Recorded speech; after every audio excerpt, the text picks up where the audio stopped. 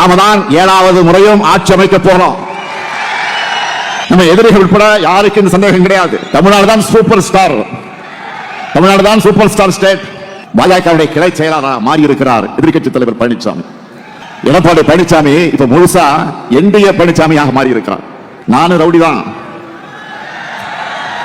தான் அப்படின்னு சொல்ற மாதிரி மைக்கு முன்னாடி வந்து நின்னுக்கிட்டு நான் தான் கூட்டணிக்கு தலைமைன்னு சொல்லிட்டு இருக்காரு. சொல்லல, புலம்பிக்கிட்டு இருக்கிறாரு. ஓனரை மிஞ்சின லேபரா இருக்காரு பழனிசாமி அவர்கள். இப்போ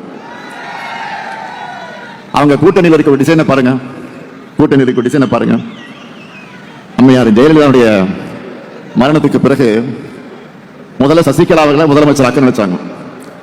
அது முடியாம போன காரணத்தால தான் கூவத்தூர்ல வச்சு பழனிசாமி கொண்டு வந்தாங்க. தனக்கு பதவி கொடுத்தவங்களையே கட்சியிலிருந்து நீக்கினார் பழனிசாமி. போன எலெக்ஷன்ல பாத்தீங்கன்னா எல்லாரும் பிரிஞ்சு நின்னாங்க. இப்போ அதுல பாதி பேர் பாஜக கூடவே திரும்ப வந்து சேர்ந்துக்கிட்டு இணைஞ்சிட்டாங்க. இப்போ இவங்க மொத்தத்துல மக்கள் நலனுக்காக கூட்டணி நடத்தல, இவங்களுக்குள்ள ஒரு மியூசிக்கல் சேர் தான் விளையாடுவாங்க. அது மாதிரி மியூசிக்கல் சேர் விளையாடிட்டு இருக்காங்க.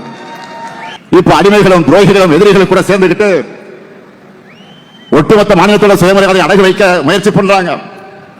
அதனால்தான் தமிழ்நாடு தலைகுனியாது என்று சொல்லக்கூடிய தெம்பும் தானையும் நெஞ்சுரமும் கொண்டு வைக்கக்கூடிய ஒரே இயக்கமாக நம்முடைய திராவிட முன்னேற்ற கழகம் விளங்கிக் கொண்டிருக்கிறது. இந்த நிலையில ஒரு வித்தியாசமான போராட்டத்தை இப்போ அவர் அறிவிச்சிருக்கார்.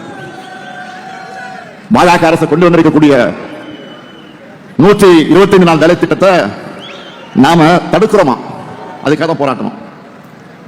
அவர் முதல்ல அந்த சட்டத்தை பத்தி எதையாவது படிச்சாரா? அந்த சட்டத்தோட பேரை அவரால் சொல்ல முடியுமா? என்ன சட்டம், என்ன திருத்தம் செஞ்சிருக்காங்கன்னு ஒண்ணுமே தெரியாம இவர் வந்தா 150 நாட்களுக்கு உயர்த்துவோம் அறிவிச்சிருக்காரு. தமிழ்நாட்டிலிருந்து நாங்க தொடர்ந்து என்ன கேட்கிறோம்?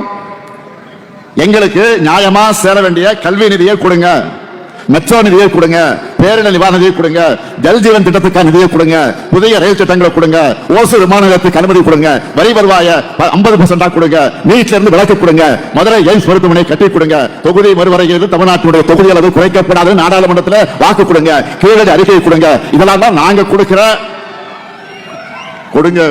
கொடுங்கன்னு கேட்கிறோம். ஆனா அவங்க நமக்கு கொடுத்தது என்ன? வெறும் 0. அப்ப நாமளும் அவங்களுக்கு எலெக்ஷன் அதே தானே திருப்பி கொடுக்கணும். சுயமரியாதை விட்டுக் கொடுக்கும் கூட்டத்தை வீழ்த்த நீங்க எல்லோரும் தேவை.